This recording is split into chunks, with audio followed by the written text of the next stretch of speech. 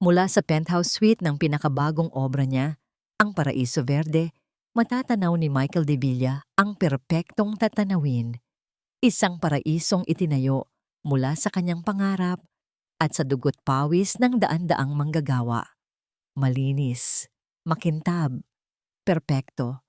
Ngunit sa gilid ng paraisong yon, may isang bundok na kailanman ay hindi maiaalis ng kahit anong dami ng pera.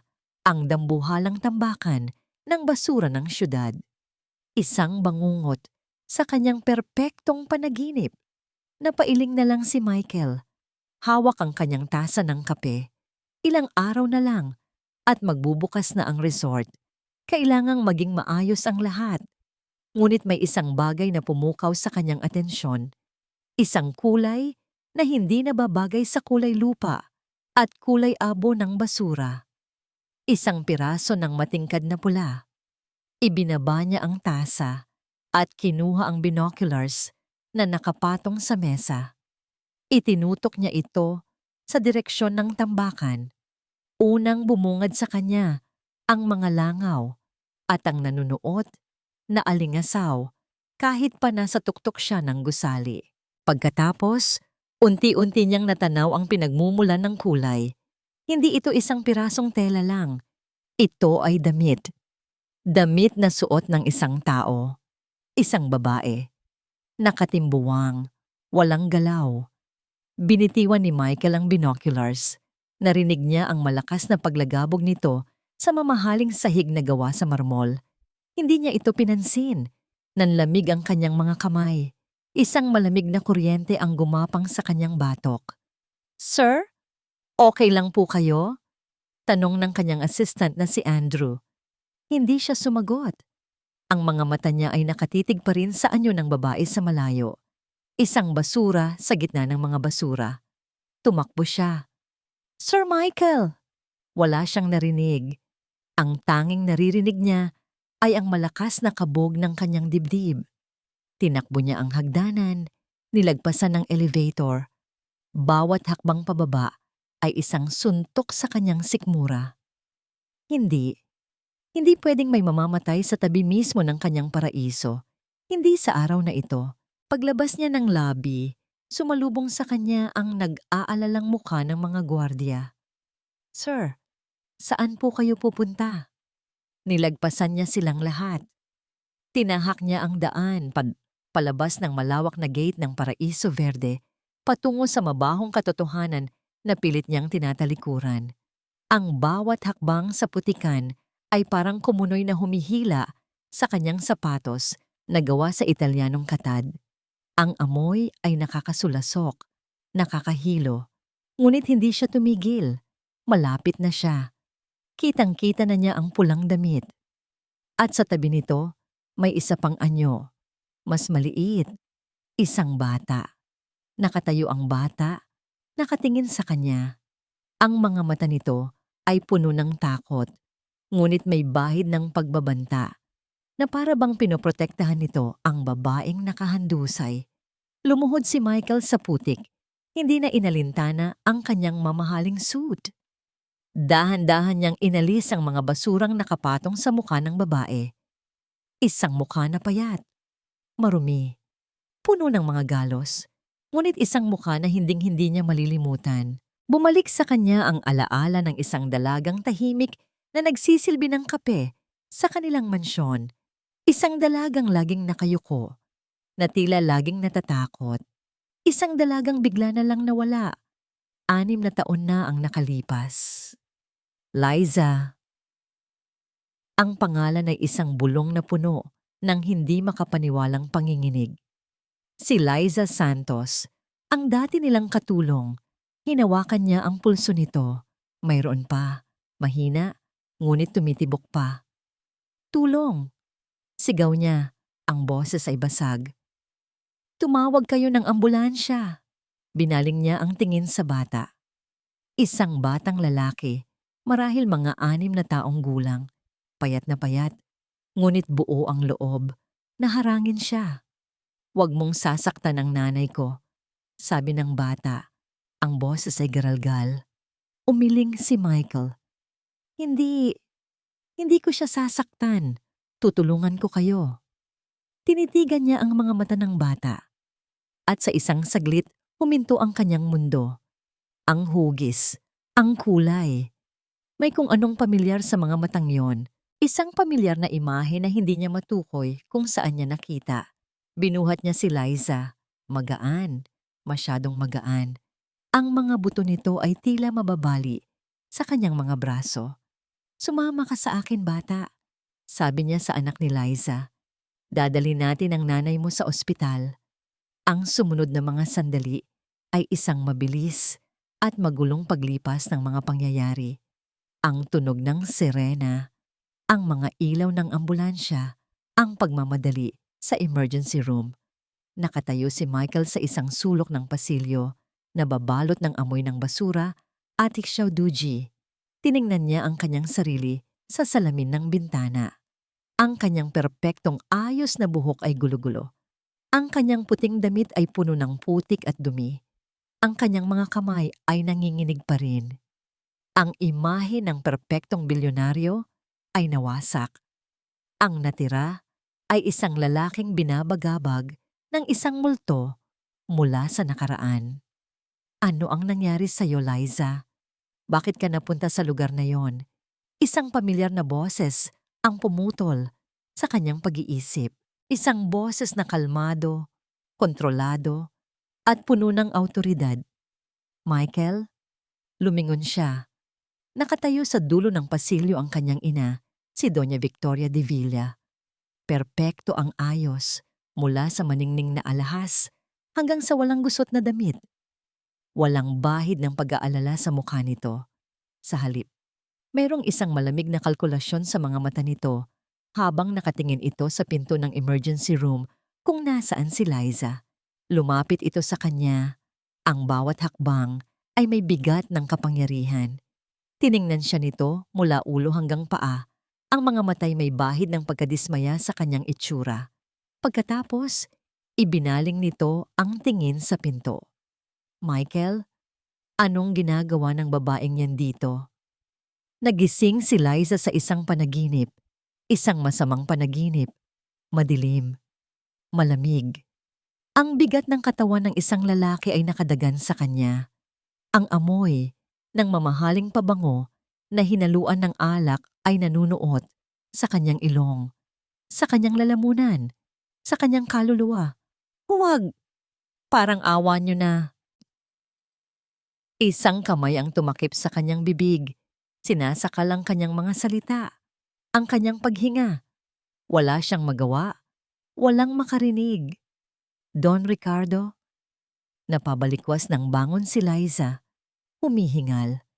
Ang puso niya ay kumakaripas na parang isang kabayong gustong kumawala sa kanyang dibdib.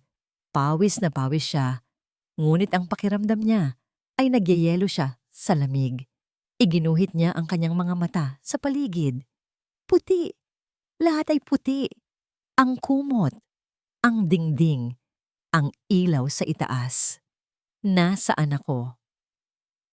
Ang huli niyang natatandaan ay ang bigat ng gutom sa kanyang sikmura, ang nakakapasong sikat ng araw sa kanyang balat habang naghahalongkat siya ng kahit anong makakain para kay Leo. Pagkatapos, kadiliman. May narinig siyang mahinang pag-ubo. Leo? Lumingon siya at nakita niya ang kanyang anak, mahimbing na natutulog sa isang maliit na upuan sa tabi ng kanyang kama. May makapal na kumot na nakabalot dito, mukhang malinis. Doon lang niya napansin ang sarili. Nakasuot siya ng damit pasyente na malinis. May dextrose na nakakabit sa kanyang kamay. Isang ospital. Paano kami napunta dito? Ang alaala ng isang muka ang biglang pumasok sa kanyang isip. Isang mukha mula sa nakaraan na pilit niyang kinakalimutan. Si Sir Michael. Kinilabutan si Liza. Ang takot ay gumapang sa kanyang buong katawan, mas matindi pa sa gutom at sakit na naramdaman niya kanina. Hindi. Hindi dito. Hindi sa kanila. Kailangan naming umalis. Ngayon na. Tinanggal niya ang karayom ng dextrose sa kanyang kamay. Isang matalim na kirot ang kanyang naramdaman, ngunit hindi niya ito ininda. Dahan-dahan siyang tumayo, ngunit agad ding napahawak sa gilid ng kama. Nanginginig ang kanyang mga tuhod. Umikot ang kanyang paningin. Naramdaman niya ang matinding panghihina. Isang paalala ng ilang araw na halos walang laman ang kanyang tiyan. Hindi, kailangan kong maging malakas, sabi niya sa sarili. Para kay Leo. Pinilit niyang tumayo ng tuwid, dahan-dahan.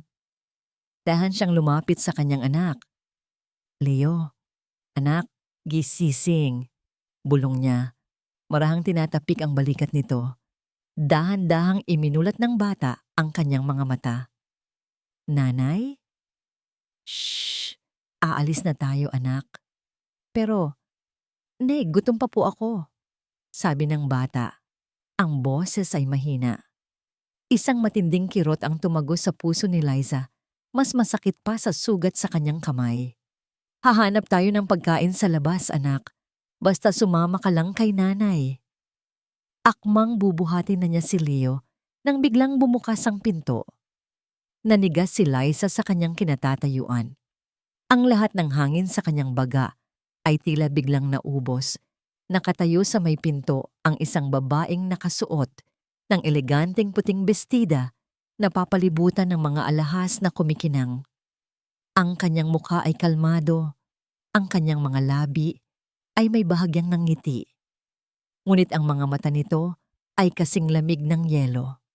Si Doña Victoria de Villa, ang babaeng bumasag sa kanyang buhay, 6 na taon na ang nakalipas. Nag-init ang mga mata ni Liza habang bumabalik ang alaala.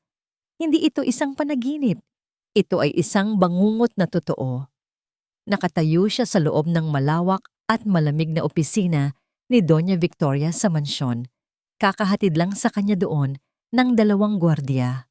Nanginginig ang kanyang mga kamay. Magnanakaw! Ang salita ay parang isang latigo na humampas sa kanyang mukha. Hinagis ni Doña Victoria ang isang maliit na kwintas sa lamesa. Isang mumurahing kwintas na binili niya sa bangketa. Hindi po akin yan. Hindi po ako magnanakaw. Pagmamakaawa niya, ngumisi si Doña Victoria, isang namangis na walang bahid ng init. Lahat kayo ay pare-pareho, mga ahas na inaalagaan sa aking pamamahay. Tumayo ito at may kinuha sa drawer. Isang makapal na sobre. Inihagis nito ang sobre sa sahig sa paanan ni Liza. Kumalat ang mga pera. Kunin mo yan, utos ng Donya. Bayad para sa serbisyo mo sa asawa ko at bayad para sa iyong pananahimik. Umalis ka dito. Huwag ka nang magpapakita pa. Subukan mong magsalita at sisirain ko hindi lang ang buhay mo, kundi ang kinabukasan ng magiging anak mo. Ang banta ay umalingaw-ngaw sa kanyang isipan, kasing linaw ng araw na yon. Ang parehong takot ay muling kumapit sa kanyang puso. Kamusta ka na, Hija? Ang malambing na boses ni Doña Victoria ay isang lason na bumuhos sa kasalukuyan. Napaatras si Liza. Itinago si Leo sa kanyang likuran. Mabuti naman at maayos na ang kalagayan mo. Patuloy ng Donya. Dahan-dahang lumalapit.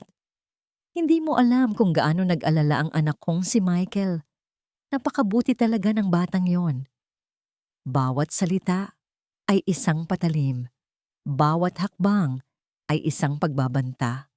Umalis na po kami, sabi ni Liza. Ang boses ay nanginginig. Salamat po sa tulong. Umalis? Sa ganitong kalagayan mo? Huwag kang mag-alala. Sagot na namin ang lahat ng gastusin sa ospital. Magpagaling ka lang. Ngumiti muli si Doña Victoria. Wala kang dapat ipag-alala. Ang mahalaga ay ang iyong kalusugan. Ang sinasabi ng mga labi nito ay kabutihan. Ngunit ang sinisigaw ng mga mata nito ay panganib. Hindi na po kailangan, aalis na po kami. Hinawakan niya ng mahigpit ang kamay ni Leo at sinubukang lumakad papunta sa pinto. Ngunit humarang si Doña Victoria. Hindi siya nito hinawakan, ngunit ang presensya nito ay parang isang pader na hindi niya kayang lampasan. Bumukas muli ang pinto. Pumasok si Michael. May dalang isang bag ng pagkain at damit. "Ma'am, Liza, anong nangyayari dito?" Tanong niya. Napansin ang tensyon sa silid. Sa pagkakita kay Michael, lalong nanginig si Liza. Napaurong siya. Napasandal sa pader na para bang isang hayop na nasukol. Ang mukha niya ay puno ng matinding takot. Tiningnan ni Duano Victoria si Michael. Ang malamig niyang ekspresyon ay biglang napalitan ng isang malumanay at mapagmahal na ngiti ng isang ina. "Huwag kang mag-alala, anak," sabi nito sa malambing na boses, habang ang mga mata ay nakatitig pa rin kay Liza. "Ako na ang bahala sa lahat." Isa lang itong simpleng hindi pagkakaunawaan. Naiwan si Michael na nakatayo sa labas ng silid ni Liza. Hawak pa rin ang paper bag na puno ng pagkain. Ang pinto ay isinara ng kanyang ina nang may kasamang isang makahulugang ngiti na nagsasabing, "Ako na ang bahala." Ngunit sa halip na mapanatag, lalo siyang hindi mapakali. Ang nakita niyang takot sa mga mata ni Liza, hindi yun simpleng takot ng isang taong nagugutom o may sakit. Iyon ay takot ng isang taong nakakita ng multo. At ang multong iyon ay ang kanyang sariling ina. Ilang sandali pa, lumabas si Doña Victoria. Ang kanyang postura ay perpekto. Ang kanyang nangiti ay hindi nagbabago. "Maayos na ang lahat, anak. Kinausap ko na siya. Medyo nalilito pa siguro dahil sa mga nangyari. Ipinagbilin ko na sa mga nurse na bantayan siyang mabuti." "Ma'am, anong sinabi mo sa kanya?" Diretsong tanong ni Michael. Bahagyang nagulat ang Donya sa tono ng kanyang boses, ngunit agad itong nakabawi. "Wala naman. Kinamusta ko lang siya. Tiniyak ko na tutulungan natin siya. Alam mo naman, may utang na loob pa rin tayo sa pamilya nila. Ang lola niya ay nagsilbi sa pamilya natin ng matagal." Ang mga salita ay tama. Ang mga salita ay mabuti. Pero may kung anong mali. May kung anong kulang. Naglakad sila palayo sa silid, patungo sa mas pribadong bahagi ng ospital na pag-aari rin ng kanilang pamilya. "Hindi ko maintindihan," sabi ni Michael. "Paano siya napunta sa tambakan? 6 na taon siyang nawala." Bumuntong hininga si Doña Victoria. Isang buntong hininga na puno ng pinaghalong awa at pagkadismaya. "Michael, may mga tao talagang hindi marunong magpahalaga sa oportunidad. Binigyan natin siya ng magandang trabaho, pinagkatiwalaan. Pero anong ginawa niya? Isang araw, natuklasan na lang natin na nawawala ang ilan kong alahas. Hindi naman kamahalan, pero may sentimental value. Kasabay ng pagkawala ng mga yon ang pagkawala ni Liza." Huminto si Michael. "Nagnakaw siya? Bakit hindi ko alam to?" "Dahil ayaw na kitang abalahin at ayaw kong gumawa ng iskandalo." Sagot ng ina, hinahaplos ang kanyang braso. "Ayaw kong masira ang pangalan niya dahil lang sa ilang pirasong alahas. Hinayaan ko na lang. Akala ko, magbabago siya. Pero tingnan mo kung saan siya dinala ng kanyang mga desisyon. Nakakaawa." Ang kwento ay buo, lohikal. Ngunit ang imahe ng takot sa mukha ni Liza ay bumabagabag pa rin sa kanya. Hindi yon yung reaksyon ng isang taong may kasalanan na muling nakaharap ang kanyang dating amo. Iyon ay ibang klase ng takot. "At ang bata?" tanong niya. "Sino ang ama?" Nagkibit balikat si Doña Victoria. "Sino ang makakaalam? Marahil kung sino-sino lang. Hayaan mo na yan, anak. Ang mahalaga, na itulong na natin ang dapat itulong. Mag-focus ka na lang sa opening ng Paraiso Verde. Iyon ang mas importante." Tumango si Michael, ngunit ang kanyang isip ay hindi pa rin kumbinsido. Umuwi siya sa mansyon, na gulong-gulo ang isip. Ang mansyon na dati simbolo ng kapayapaan at kaayusan ay tila naging isang lugar na puno ng mga lihim. Nakita niya ang kanyang kapatid na si Christine sa art studio nito.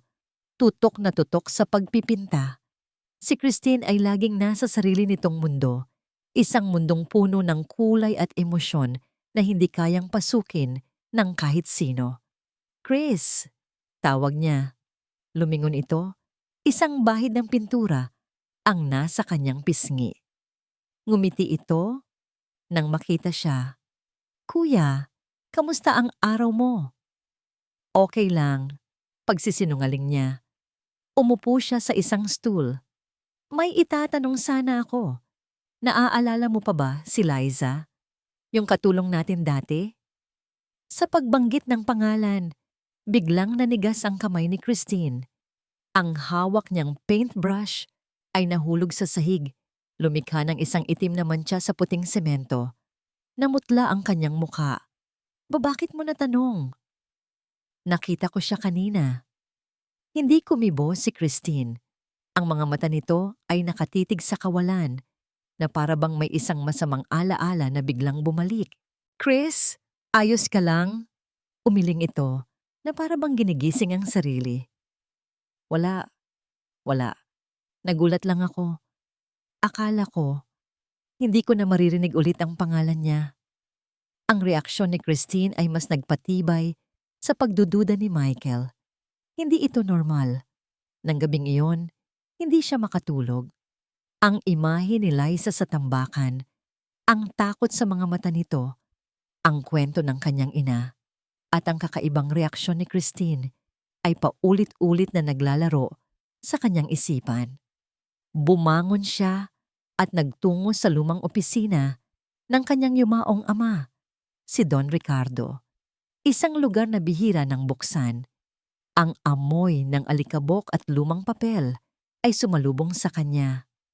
Binuksan niya ang mga drawer, hindi sigurado kung ano ang hinahanap.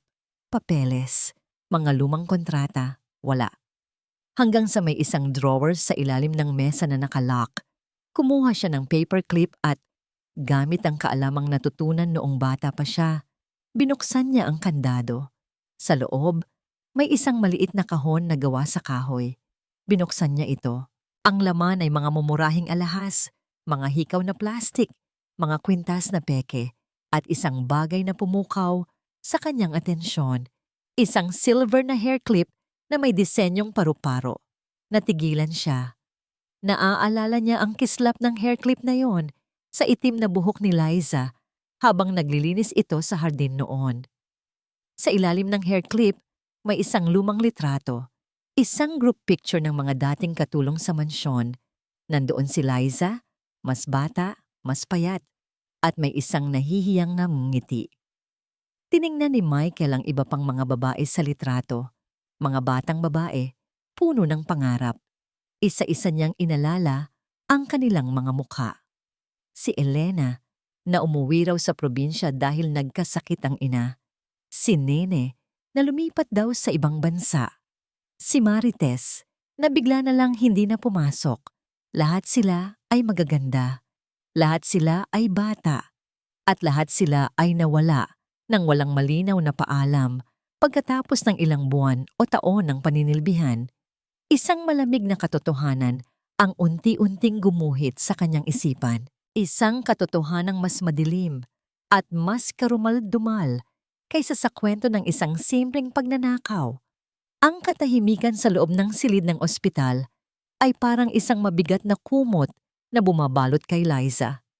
Bawat tunog mula sa pasilyo, ang kalansing ng mga instrumento, ang pag-uusap ng mga nurse, ang mahinang pag-iyak mula sa ibang silid, ay nagpapatindig sa kanyang mga balahibo. Matapos ang pag-uusap nila ni Doña Victoria, isang security guard ang ipinag-utos na magbantay sa labas ng kanyang pinto. Hindi ito para sa kanyang proteksyon. Alam niya iyon. Ito ay isang babala. Isang magandang hawla kung saan siya ay isang bilanggo. "Nay, gutom na po ako." Bulong ni Leo. Hinihila ang laylayan ng damit ni Liza. Ang puso ni Liza ay nadurog sa 1,000 piraso. Ang pagkain na dala ni Michael kanina ay kinuha ng isang nurse. Ang sabi, kailangan munang suriin ng doktor kung ano ang pwedeng kainin ni Liza. Isang palusot. Alam niyang lahat ng ito ay kontrolado ni Doña Victoria. Kailangan nilang makaalis. Hinintay niya ang tamang pagkakataon. Nang mag-iba ng shift ang mga nurse at ang gwardiya, ay saglit na umalis para magkape. Alam niyang ito na ang sandali. Leo, anak, huwag kang bibitaw sa kamay ko, ha? Sabi niya, ang boses ay nanginginig. Binuhat niya ang natutulog na anak. Bawat hakbang ay isang pakikipaglaban sa panghihina ng kanyang katawan at sa takot sa kanyang puso. Dahan-dahan niyang binuksan ang pinto. Walang tao. Nagsimula siyang maglakad, halos takbuhin, ang pasilyo, likod. Kailangan niyang hanapin ang daan sa likod, ang fire exit. Malapit na siya sa dulo ng pasilyo nang bigla siyang may mabangga. Aray! Isang lalaking nakasuot ng simpleng polo shirt. Matangkad. Payat. Natumba si Liza sa sahig, ngunit hindi niya binitiwan si Leo. Ang una niyang reaksyon ay takot. Isa ba ito sa mga tauhan ni Doña Victoria? Miss, sorry, okay ka lang, sabi ng lalaki. Nagmamadaling tulungan siyang tumayo. Ang boses nito ay puno ng sinserong pag-aalala. Nasaktan ka ba? Ang baby mo? Anak ko siya. Mabilis na sagot ni Liza, niyakap ng mahigpit si Leo. Umalis ka. Huwag mo kaming lalapitan. Natigilan ang lalaki sa reaksyon niya. Tiningnan siya nito, hindi nang huhusga, kundi may halong pag-unawa at awa. Sandali, sabi nito sa mahinahong boses. Hindi kita sasaktan. Nakita ko lang na tumatakbo ka. Mukhang kailangan mo ng tulong. Pinagmasdan ni Liza ang lalaki. Wala itong itsura ng isang goons. Ang mga mata nito ay malumanay. Sino ka? Carlo. Nagvo-volunteer ako dito sa ospital. Social worker. Social worker. Bahagyang gumaan ang pakiramdam ni Liza, ngunit hindi pa rin nawala ang kanyang pag-iingat. Kailangan na naming umalis, sabi niya. Ganyan ang itsura mo at ang anak mo. Tumingin si Carlo kay Leo na namumutla pa rin. Hindi kayo magtatagal sa labas. Halika, may alam akong lugar kung saan pwede kayong pansamantalang tumuloy. Isang maliit na halfway house para sa mga kababaihan. Ligtas doon. Nag-alinlangan si Liza. Paano kung isa itong patibong?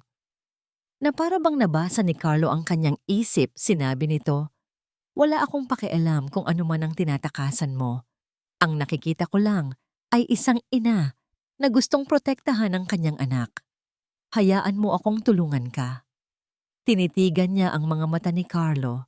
Sa loob ng 6 na taon, sanay na siyang makakita ng panghuhuyga, ng pandidiri, ng galit.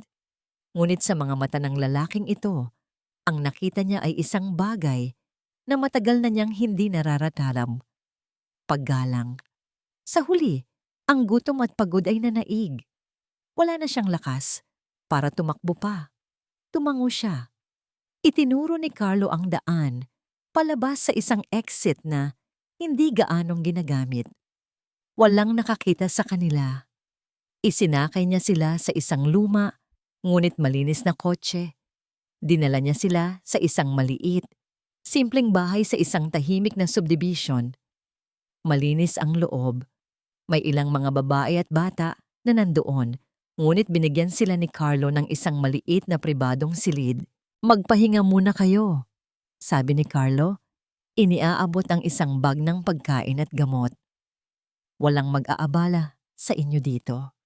Sa unang pagkakataon sa loob ng maraming taon, nakakain si Liza ng hindi lilinga-linga sa paligid.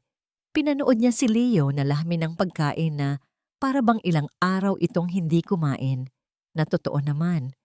Nang makatulog na ang kanyang anak, lumabas siya at naabutan si Carlo na nakaupo sa maliit na hardin. Salamat, sabi ni Liza. Ngumiti si Carlo. Walang anuman. Iyon ang trabaho ko. Hindi. Salamat dahil hindi mo ako tinanong kung bakit. Lahat tayo ay may kwento, Miss Liza, sabi niya. Hindi ko kailangang malaman ang sayo para malaman na kailangan mo ng tulong.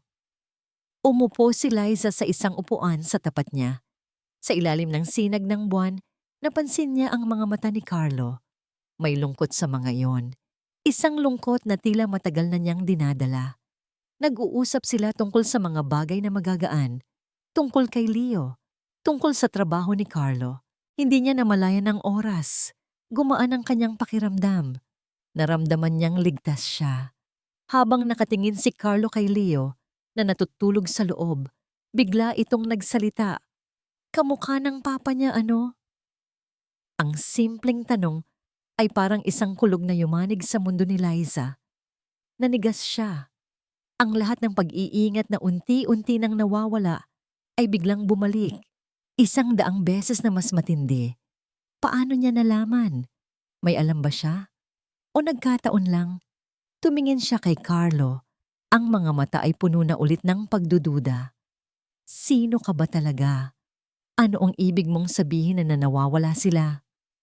Ang boses ni Michael ay umalingaw-ngaw sa loob ng kanyang opisina sa Paraiso Verde. Sa kabilang linya, ang hepe ng security ng ospital ay hindi mapakali.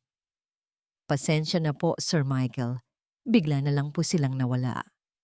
Ang gwardiya po sa labas ng silid ay umalis lang saglit para mag-CR. Pagbalik niya, wala na po ang mag-ina. Hanapin niyo sila, utos ni Michael. Ang ugat sa kanyang sentido ay pumipintig. Gamitin niyo ang lahat ng koneksyon niyo. I-check niyo ang lahat ng CCTV. Masusunod po, sir. Ibinaba ni Michael ang telepono nang may kasamang mura. Pinagsisihan niya na iniwan niya si Liza sa ospital.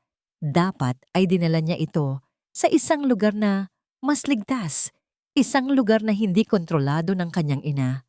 Nawawala si Liza.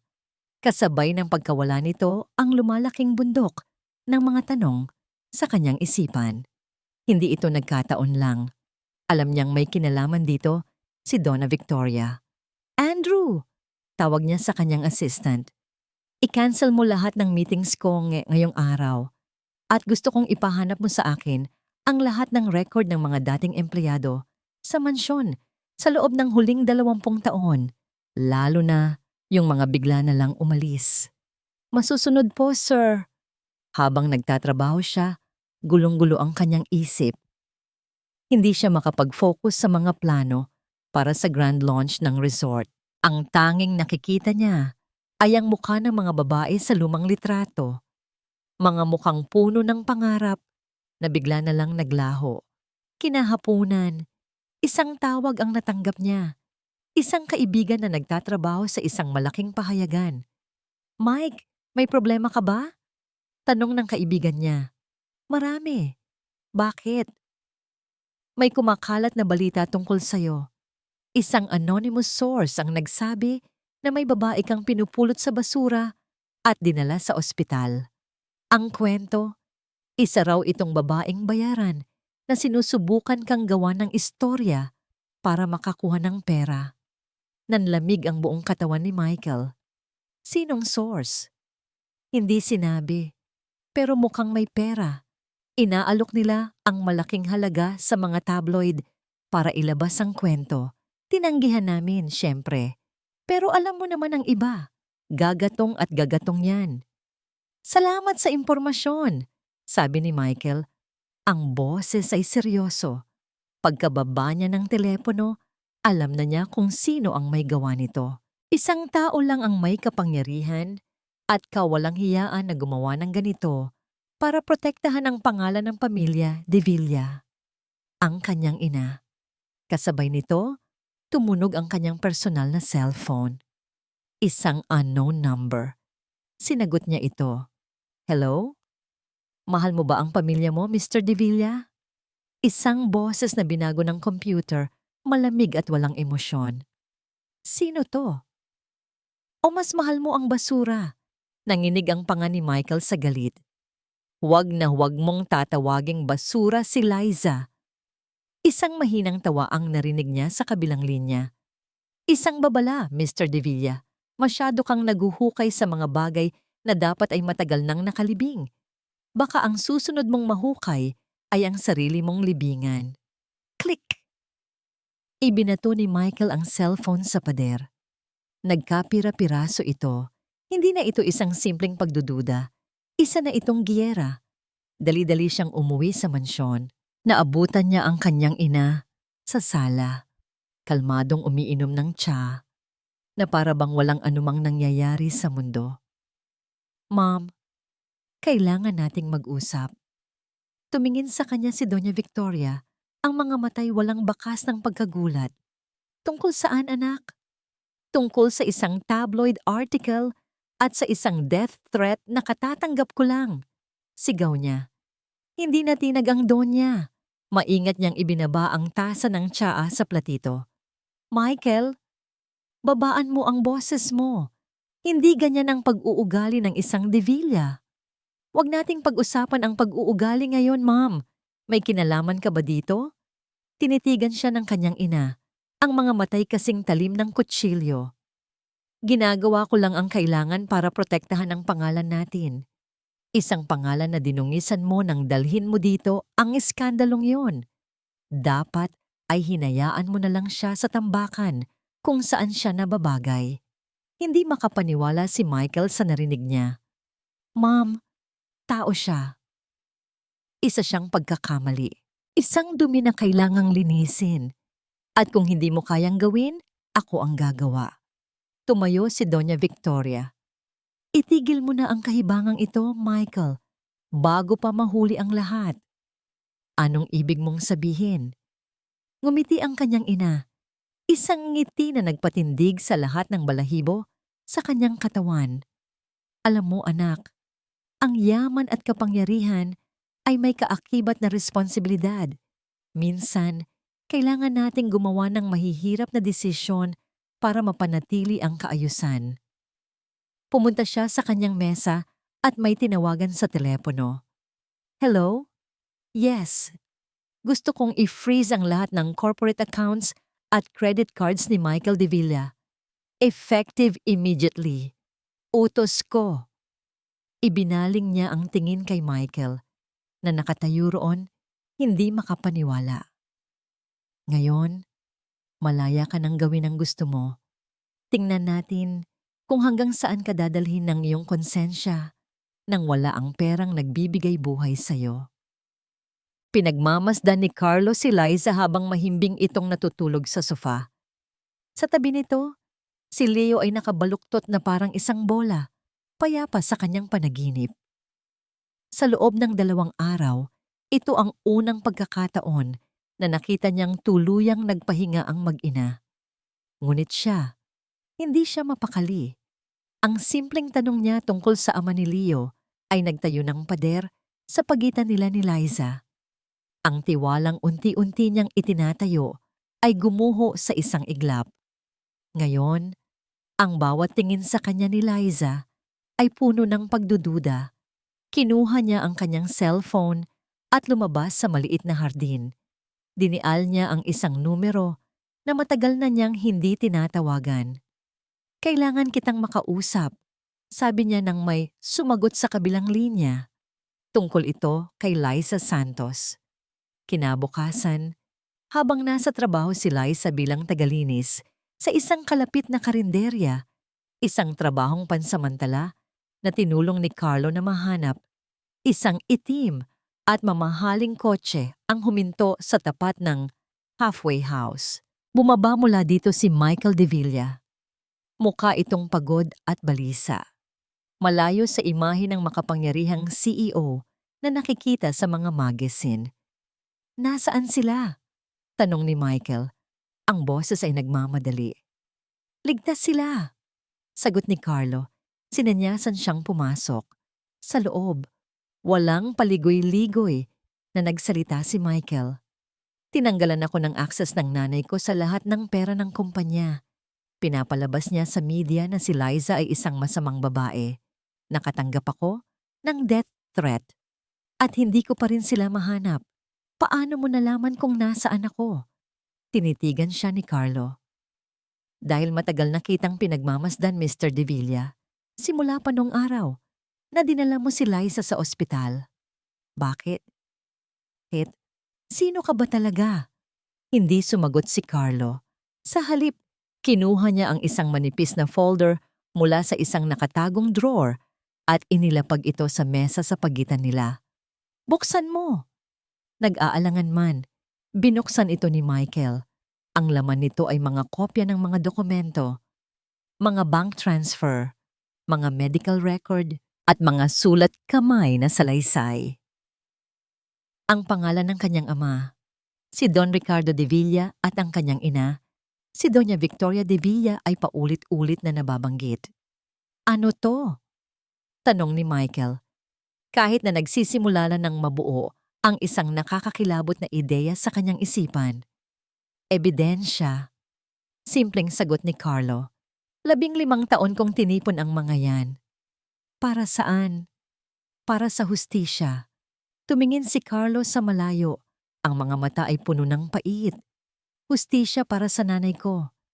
Kinuha ni Carlo ang isang luma at kupas na litrato mula sa kanyang pitaka. Inilapag niya ito sa ibabaw ng mga dokumento. Nakatitig si Michael sa litrato. Isang babaeng nakangiti, bata at puno ng pag-asa, nakasuot ng uniforme ng katulong, katulad ng uniformeng suot ni Liza sa lumang litratong nakita niya. Pamilyar ba siya sa'yo? Tanong ni Carlo. Umiling si Michael. Siya si Lyra. Nagsilbi siya sa mansyon ninyo 16 na taon na. Ang nakalipas. Maganda siya. Masipag. Puno ng pangarap. May kung anong kumirot sa puso ni Michael. Alam na niya kung saan patungo ang kwentong ito. Tulad ng maraming iba pa. Patuloy ni Carlo, ang boses ay nanginginig sa pinipigilang galit. Ginahasa siya ng demonyo mong ama. At nang malaman ng demonyo mong ina na nagdadalang tao siya, pinalabas siyang magnanakaw, ikinulong, pinagbantaan, sinira ang buong pagkatao niya. Napayuko si Michael, hindi makatingin kay Carlo. Ang bigat ng kasalanan ng kanyang pamilya ay parang isang malaking bato na dumadagan sa kanyang mga balikat. Namatay ang nanay ko ilang taon matapos akong ipanganak, sabi ni Carlo. Namatay siya sa sobrang sama ng loob, sa kahihiyan, sa sirang puso. Lumaki ako na ang tanging baon ay ang kwento niya at ang pangakong balang araw, pagbabayarin ko ang mga de Villa. Tumingin si Carlo kay Michael. Ang mga mata ay nag-aapoy. Pinalitan ko ang apelyido ko. Nag-aral ako. Naging social worker para mas madali akong makahanap ng iba pang biktima. At nakahanap ako. Marami sila, Michael. Marami kayong sinirang buhay. Si Liza. Bulong ni Michael. Isa siya sa mga hinahanap ko. Nalaman ko ang tungkol sa kanya mula sa isang dating hardinero ninyo. Plinano kong lapitan siya, pero hindi ko akalain na sa ganitong paraan kami magkikita. At hindi ko plinano. Huminto si Carlo na palunok. Hindi ko plinano na mahulog ang loob ko sa kanya. Katahimikan. Iisa lang ang layunin natin, Michael, sabi ni Carlo. Ibinalik ang seryosong tono. Ang pabagsakin si Doña Victoria. Alam kong siya ang utak ng lahat ng pagtatakip na ito. Ang ama mo, ang gumawa ng krimen. Pero ang ina mo, ang naghuhugas ng dugo sa mga kamay niya. Itinuro ni Carlo ang folder. Mayroon akong mga testimonya. Mayroon akong mga bank record ng mga hush money na ipinadala niya. Pero kulang pa. Kailangan ko ng isang malakas na ebidensya. Isang bagay na hindi niya kayang itanggi. Mayroon akong testigo sa loob mismo ng mansyon ninyo. Pagpapatuloy ni Carlo, ang kanyang mga mata ay nakatitig ng diretso kay Michael. Pero kailangan nating kumilos ngayon bago siya mapahamak. Pag-uwi ni Liza mula sa trabaho, pagod na pagod ang katawan at isip. Naabutan niya ang isang eksenang hinding-hindi niya inaasahan. Si Michael de Villa at si Carlo, magkasamang nakaupo sa sala, seryosong nag-uusap sa ibabaw ng isang lamesang puno ng mga papeles. Ang dalawang lalaki, mula sa magkaibang mundo, pinag-isa ng isang madilim na nakaraan. Natigilan si Liza sa may pinto. Ang unang bumuhos sa kanya ay takot. Bakit narito ang isang Devilla? Anong kailangan niya? Paano niya nalaman ang lugar na ito? Liza, sabi ni Carlo marahang tumayo. Huwag kang matakot. Kausap ko si Michael. Kakampi natin siya. Kakampi? Napatawa si Liza ng mapait. Isang Devilla? Kakampi natin? Carlo, hindi mo naiintindihan. Ang pamilyang yan. Sila ang demonyo. Lumapit si Michael. Ang mukha ay puno ng pagsisisi. Liza, alam ko. Alam ko na ang lahat. At wala kang masabi na hindi ko pa nasabi sa sarili ko. Nandito ako para humingi ng tawad at para tumulong. Umiling si Liza, napaatras. Tulong? Huli na ang lahat para sa tulong ninyo. 6 na taon. 6 na taon akong nagtago. 6 na taon kaming nag-utom ng anak ko. Nasaan kayo noon? Ang mga salita ay parang mga punyal na tumusok sa puso ni Michael. Wala siyang maisagot dahil tama si Liza. Alam ko, sabi ni Michael, ang boses ay basag. Walang salita ang makakapagbura sa nangyari. Pero nandito ako ngayon at gusto kong itama ang mga pagkakamali ng pamilya ko. Liza, kailangan namin ang tulong mo para mapanagot si Mommy. Pakinggan mo kami. Mahal, sabi ni Carlo. Lumapit kay Liza at marahang hinawakan ang kanyang mga braso. Ikinuwento niya ang lahat. Ang tungkol sa kanyang ina. Ang tungkol sa kanyang matagal ng plano. Ang tungkol sa iba pang mga biktima. Habang nakikinig si Liza, ang galit sa kanyang puso ay unti-unting napapalitan ng pagkalito. Hindi lang pala siya. Marami sila. At si Carlo, ang lalaking nagligtas sa kanya, ay isa ring biktima. Gusto naming ilantad ang lahat sa araw ng grand launch ng Paraiso Verde. Paliwanag ni Michael. Iyon ang magiging entablado natin sa harap ng media, ng mga maimpluwensyang tao. Doon natin sisirain ang perpektong imahe na pilit na itinatayo ni Mommy. Pero para magawa yon, sabi ni Carlo, tumingin ng diretso sa mga mata ni Liza. Kailangan namin ang pinakamalakas na sandata. Kailangan namin ang boses mo. Kailangan namin ang kwento mo. Napaupo si Liza. Ang hinihiling nila ay hindi simple. Hinihiling nilang harapin niya ang pinakamalaking bangungot ng kanyang buhay. Hinihiling nilang isigaw niya sa buong mundo ang kahihiyang matagal na niyang itinatago. Paano si Leo? Kapag nalaman ng mga tao, tutuksuhin siya. Huhusgahan. Wawasakin din ang buhay niya. Hindi. Mas mabuti nang magtago. Mas mabuti nang manahimik para sa kapakanan ng kanyang anak. Hindi ko kaya. Bulong niya, niyakap ang sarili. Pasensya na. Pero hindi ko isasakripisyo ang kinabukasan ng anak ko. Pumasok siya sa silid at nakita si Leo na gumagawa ng kanyang takdang aralin.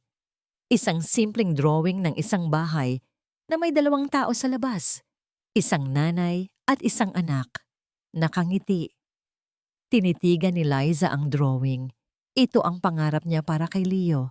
Isang simpleng buhay. Isang payapang buhay. Ngunit paano magiging payapa kung palagi silang nagtatago? Paano siya lalaking matapang kung ang sarili niyang ina ay duwag? Naalala niya ang mga salita ni Carlo. Marami sila. Hindi lang ito tungkol sa kanya. Ito ay para sa ina ni Carlo. Para kay Elena, kay Nene, kay Marites, at sa iba pang mga babaeng sinira ng mga Devilla. Bumalik siya sa sala. Nakatayo pa rin doon, sina Michael at Carlo. Ang mga mukha ay puno ng pag-unawa sa kanyang desisyon.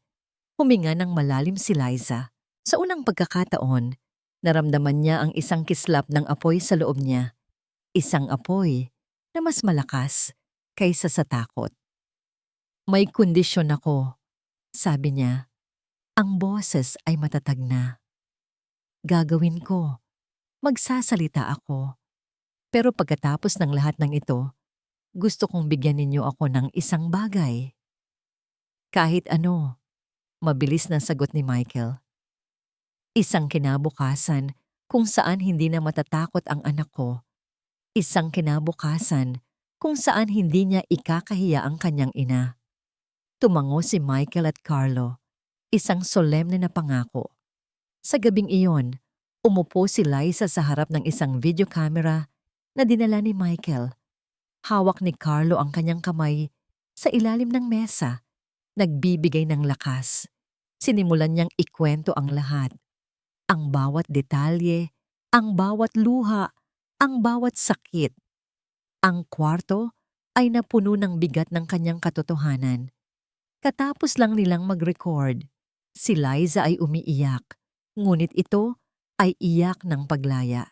Si Michael ay tahimik, puno ng hiya. Si Carlo ay niyakap siya ng mahigpit. Tapos na, bulong ni Carlo. Malaya ka na. Ngunit sa sandaling iyon, isang malakas na kalabog ang yumanig sa pintuan. Blag! Isang sipa! Dalawa!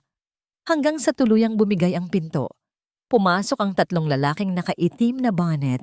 Ang kanilang mga mata ay malamig at walang awa. Dala nila ay mga tubo na gawa sa bakal. Ibigay niyo sa amin ang babae at ang bata. Sigaw ng isa sa kanila. Ang kanilang pakay ay malinaw. Hindi sila nandoon para magnakaw. Nandoon sila para manakit at para kunin si Leo. Ang sumunod na mga segundo ay isang eksena mula sa isang marahas na pelikula. Walang sinayang na oras si Carlo. Itinulak niya si Liza at Leo sa likuran niya, gamit ang sariling katawan bilang panangga. Michael, ilabas mo sila dito. Dalian mo. Sumugod ang mga lalaki. Sinubukan ni Michael na harangin ang isa. Gamit ang lahat ng natutunan niya sa self-defense class na kinuha niya noon para lang magkaroon ng libangan. Ngunit ang kalaban niya ay hindi isang sparring partner. Ang mga galaw nito ay mabilis at brutal. Isang malakas na tama ng tubo sa tagiliran ang nagpatumba kay Michael. At naramdaman niya ang isang matalim na kirot na halos pumutol sa kanyang hininga. Nakipagpalitan ng suntok si Carlo sa dalawang natitira. Sanay siya sa pakikipag-away sa kalye noong kabataan niya. Ngunit dalawa laban sa isa ay isang dehadong laban. Isang malakas na hampas ng tubo ang tumama sa kanyang braso. Narinig niya ang isang malutong na lagutok. Napadaing siya sa sakit, ngunit hindi siya sumuko. Habang nagkakagulo, isang lalaki ang nakakita ng pagkakataon. Nilampasan nito ang naglalabang mga lalaki at dumiretso kay Liza. Napasigaw si Liza. Niyakap niya si Leo ng buong higpit. Huwag! Huwag ang anak ko! Hinablot ng lalaki ang buhok niya at kinaladkad siya palayo kay Leo. Hinawakan nito ang bata. Bitawan mo siya! Sigaw ni Liza. Puno ng desperasyon, kinagat niya ang kamay ng lalaki. Ag! Hayop ka! Sigaw ng lalaki. Sinampal siya ng malakas. Nahilo si Liza at bumagsak sa sahig.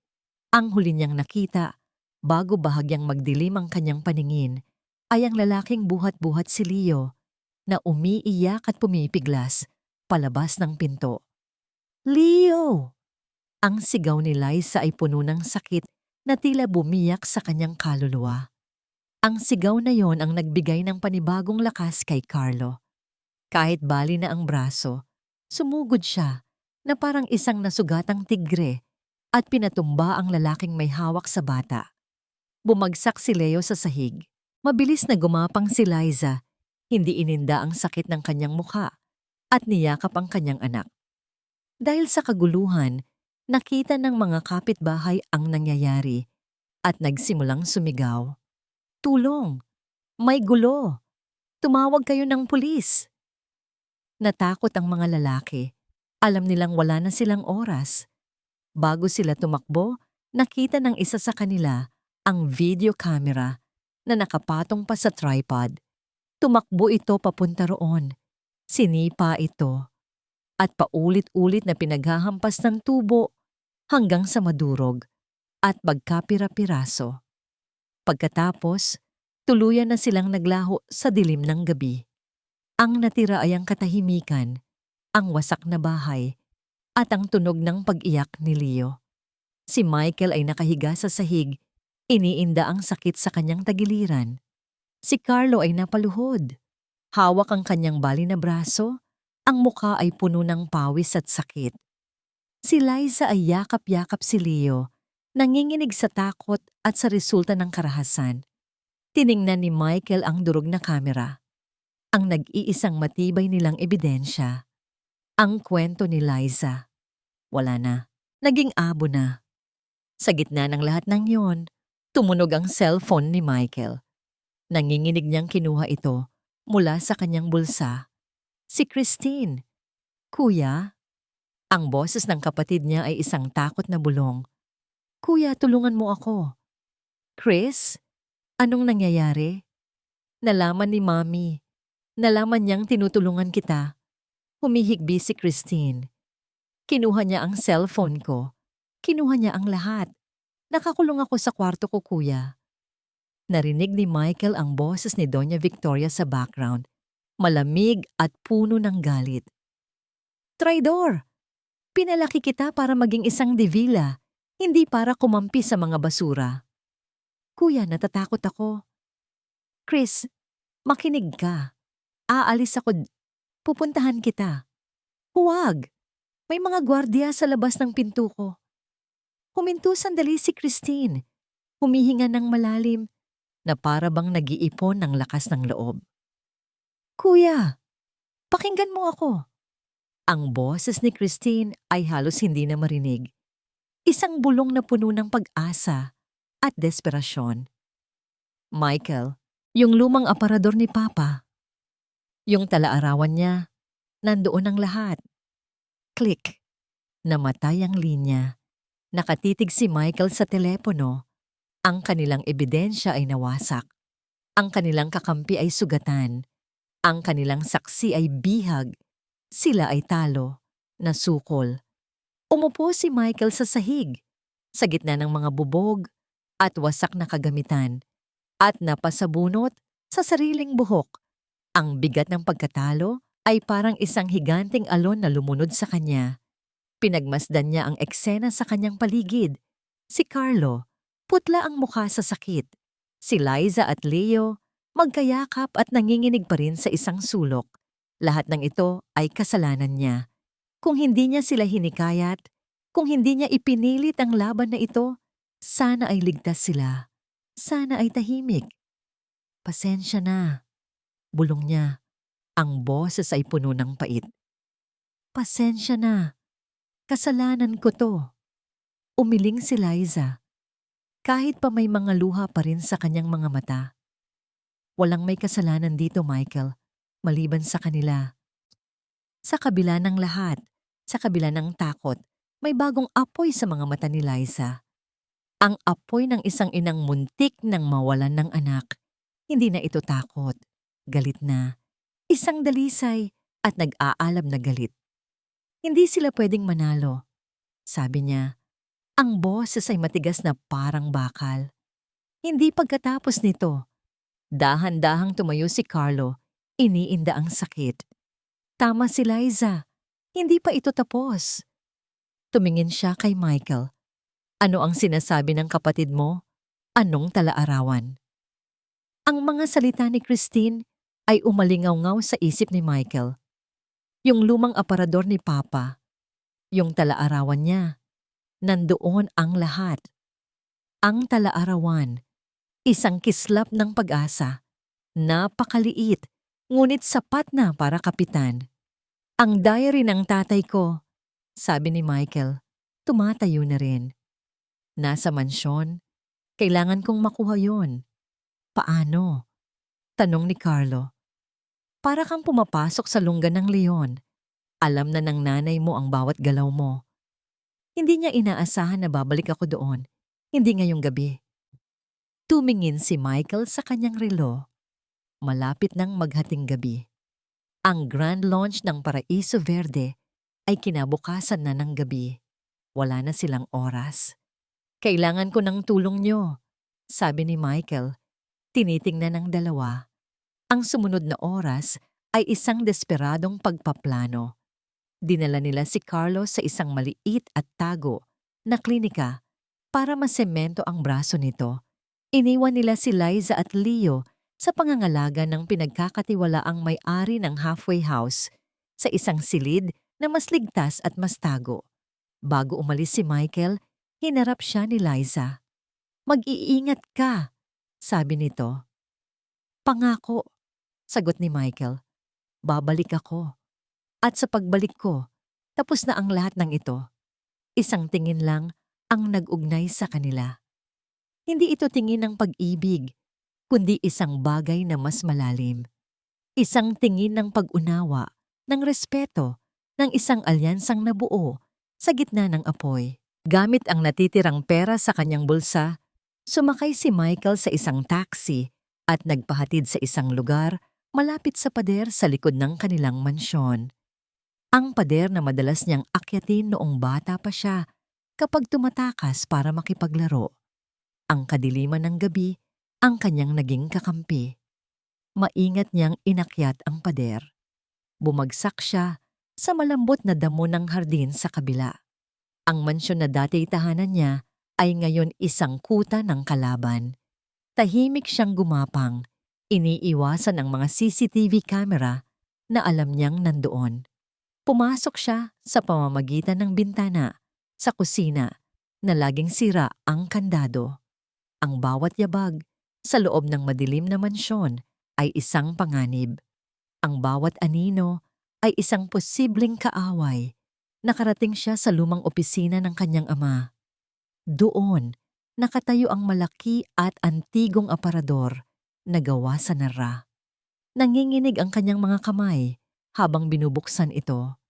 Sa likod ng mga nakasabit na lumang Amerikana, may isang maliit at nakatagong kompartimento. Binuksan niya ito.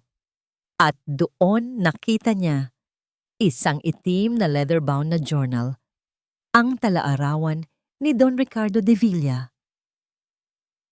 Ang grand ballroom ng Paraiso Verde ay kumikinang.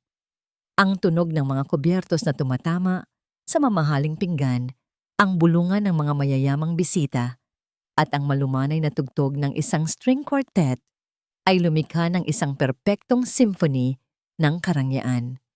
Sa gitna ng lahat, nakatayo si Doña Victoria de Villa, ang reyna sa kanyang palasyo. Bawat ngiti, bawat bati, bawat pakikipagkamay ay kalkulado. Ngayong gabi ay ang koronasyon ng kanyang tagumpay. Ang Paraiso Verde ay hindi lang isang resort. Ito ang monumento ng kapangyarihan at walang hanggang pamana ng pamilya de Villa. Nalinis na niya ang lahat ng dumi. Si Liza at ang kanyang anak ay tiyak na nagtatago na ngayon sa takot. Si Michael ay inutil, walang pera at kapangyarihan. Si Christine ay ligtas na nakakulong sa kanyang silid. Perpekto. Lahat ay perpekto. At ngayon, anunsyo ng MC sa entablado, bigyan po natin ng masigabong palakpakan ang utak sa likod ng proyektong ito. Ang nag-iisang CEO ng De Villa Corporation, Mr. Michael De Villa, para sa kanyang pambungad na pananalita. Isang spotlight ang tumutok sa gitna ng entablado. Naghintay ang lahat, ngunit walang Michael na lumabas mula sa backstage. Nagsimulang magbulungan ang mga tao. Kumunot ang noo ni Doña Victoria. Nasaan ang anak niya? Biglang namatay ang lahat ng ilaw sa ballroom. Tanging ang spotlight na lang ang nanatiling nakabukas. Napasigaw ang ilang mga bisita. Pagkatapos, mula sa main entrance sa likod ng ballroom, isang pamilyar na boses ang narinig. "Magandang gabi sa inyong lahat." Lumingon ang lahat. Doon, sa ilalim ng isa pang spotlight na biglang bumukas, nakatayo si Michael. Hindi siya nakasuot ng tuxedo, kundi isang simpleng itim na suit. Sa tabi niya, Nakatayo si Carlo, ang braso ay nakasemento at nakasling. Ang mukha ay seryoso. At sa tabi ni Carlo, nakatayo si Liza, nakasuot ng isang simpleng puting bestida. Ang kanyang mukha ay walang bakas ng takot. Sa halip, mayroon itong determinasyon na kayang magpatumba ng kahit anong pader. Nanlaki ang mga mata ni Doña Victoria. "Guards! Ilabas niyo sila!" Sigaw niya. Ngunit huli na ang lahat.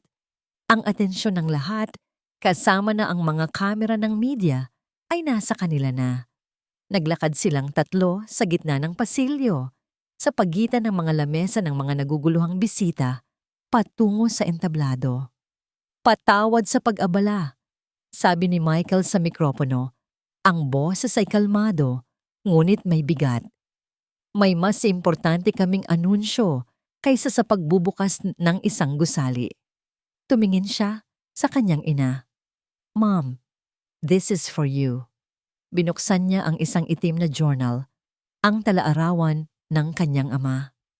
October 12, 98. Basa ni Michael.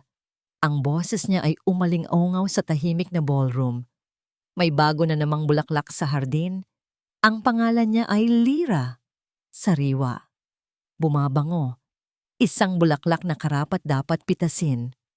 Nag-iba ang ekspresyon ng mukha ni Doña Victoria. Ang pagkagulat ay napalitan ng takot. "Itigil mo yan!" November 5, 2018. Patuloy ni Michael, hindi siya pinapansin. Ang pangalan niya ay Liza. Tahimik, mahiyain.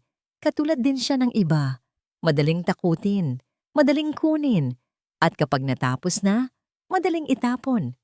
Isang kolektibong gasp ang narinig mula sa mga manonood. Ang aking ama, si Don Ricardo de Villa, ay isang halimaw. Sabi ni Michael, isinara ang journal. At ang aking ina, ang tagalinis ng kanyang mga krim. "Kasungalingan!" Sigaw ni Doña Victoria. Sinusubukang umakyat sa entablado, ngunit pinigilan ng sarili niyang mga security na naguguluhan din. "Kasungalingan ba, Ma'am?" Tanong ni Michael. "Kasungalingan ba ang ginawa mo kay Lira, ang ina ni Carlo? Kasungalingan ba ang pagpapakulong sa kanya? Kasungalingan ba ang perang ipinadala mo sa kanya para manahimik? At kasungalingan ba ang ginawa mo kay Liza?" Ibinigay ni Michael ang mikropono kay Liza. Nanginginig ang kamay nito, ngunit nang hawakan niya ang mikropono, nawala ang lahat ng panginginig. Tumingin siya ng diretso sa mga mata ni Doña Victoria. Ang buong ballroom ay nakatutok sa kanya. 6 na taon akong nanahimik. Simula niya, ang kanyang boses ay malinaw at matatag.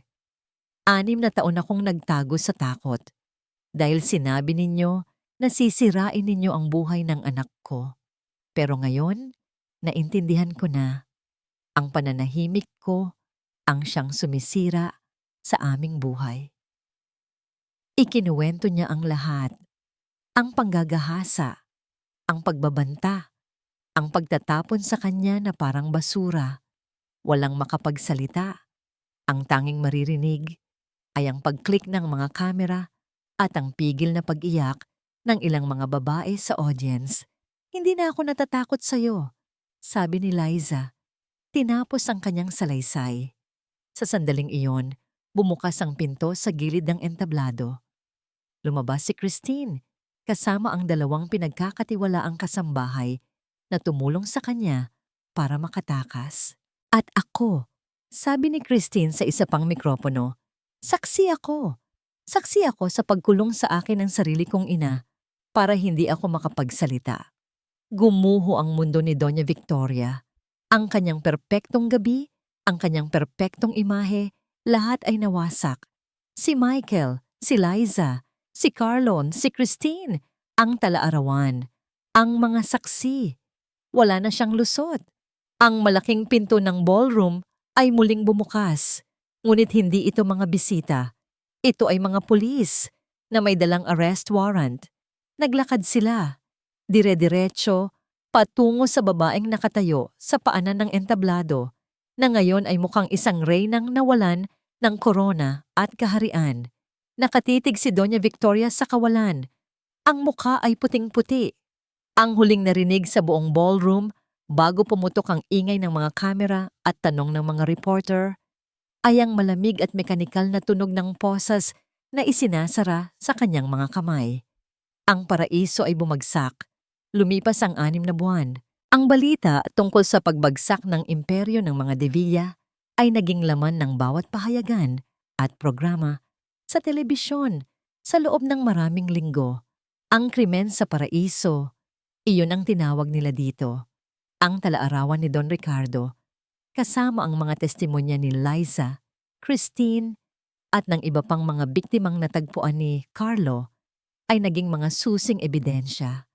Si Doña Victoria de Villa ay napatunayang nagkasala sa maraming kaso, mula sa obstruction of justice, perjury, illegal detention, hanggang sa pagiging kasabwat sa mga krimen ng kanyang asawa.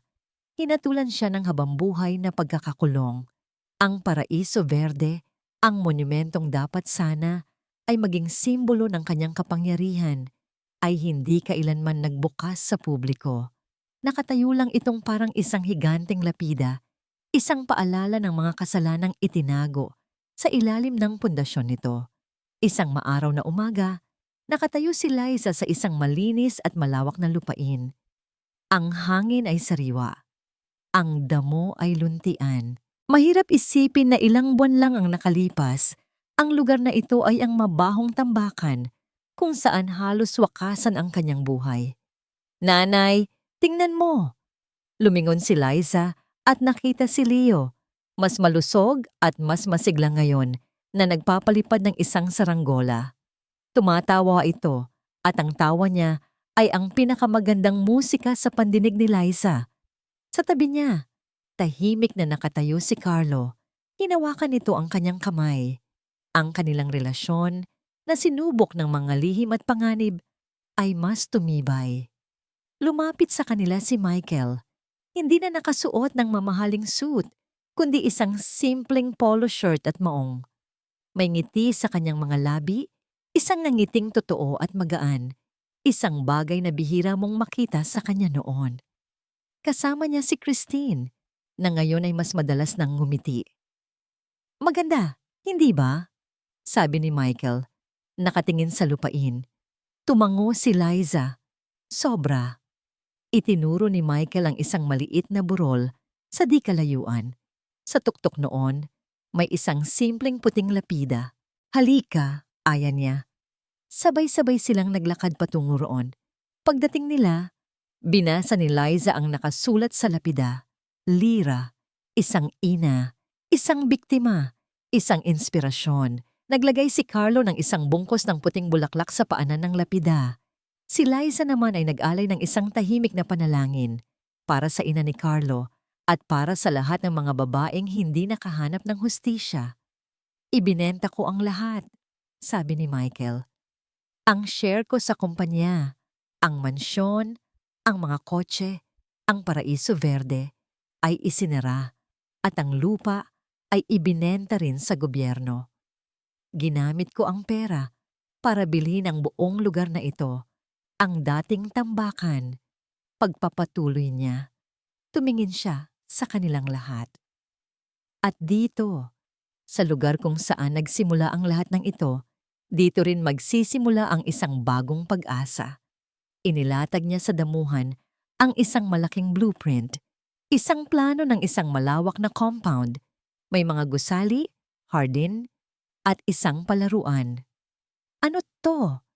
tanong ni Liza. Ngumiti si Michael. "Ito ang Lira Sanctuary." Tiningnan ni Christine si Michael ng may paghanga. "Ito ay magiging isang lugar para sa mga babae at batang biktima ng pang-aabuso. Isang lugar kung saan sila pwedeng magpagaling, mag-aral, at magsimulang muli. Isang santuaryo." "Pinangalanan para sa nanay mo," sabi ni Michael kay Carlo. Napaluha si Carlo. Sa unang pagkakataon, nakita ni Liza ang mga luhang yon. Hindi luha ng galit o pait, kundi luha ng pasasalamat at kapayapaan. "Salamat, Michael," sabi niya. Huwag kang magpasalamat sa akin, sagot ni Michael. Utang ko ito sa inyong lahat. Nakatayo silang 5. Si Michael, si Christine, si Carlo si Liza at si Leo. Sa tuktok ng burol, pinagmamasdan ng lupain kung saan itatayo ang isang kinabukasan mula sa mga durog na piraso ng nakaraan.